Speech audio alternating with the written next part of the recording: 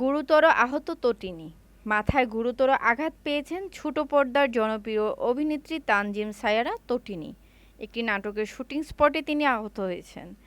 পরিচালক হাসিব হোসাইন রাখি পরিচালিত আসন্ন কোরবানি ঈদের বিশেষ নাটকের কাজ করার সময় অভিনেত্রীর এমন দুর্ঘটনা ঘটে।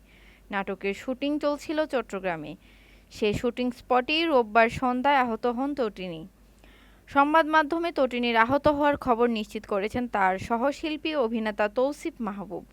তিনি বলেন, আমরা ঈদের একটি নাটক শুটিং করছিলাম চট্টগ্রামে।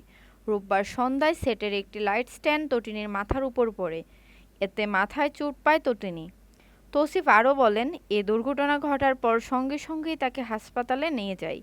চিকিৎসক জানিয়েছেন, যেহেতু মাথায় চোট লেগেছে এখন সম্পূর্ণ তার বিশ্রাম প্রয়োজন। অভিনেত্রীর শারীরিক অবস্থা সম্পর্কে বলতে গিয়ে অভিনেতা বলেন, তটিনী আপাতত ভালো আছে, তবে এখনও চিকিৎসকের পর্যবেক্ষণ আছেন। তটিনীকে কথা বলতে নিষেধ করা হয়েছে। প্রসঙ্গত, চট্টগ্রামের লেডিস ক্লাবের পাশে মনোমঞ্জিল নামের এক বাংলোতে ঈদের বিশেষ নাটকে শুটিং করছিলেন তটিনী ও তৌসিফ জুটি। শুটিং চলাকালে অসাবধানতায় শুটিংয়ের একটি লাইট স্ট্যান্ড তটিনীর উপর পড়ে যায়।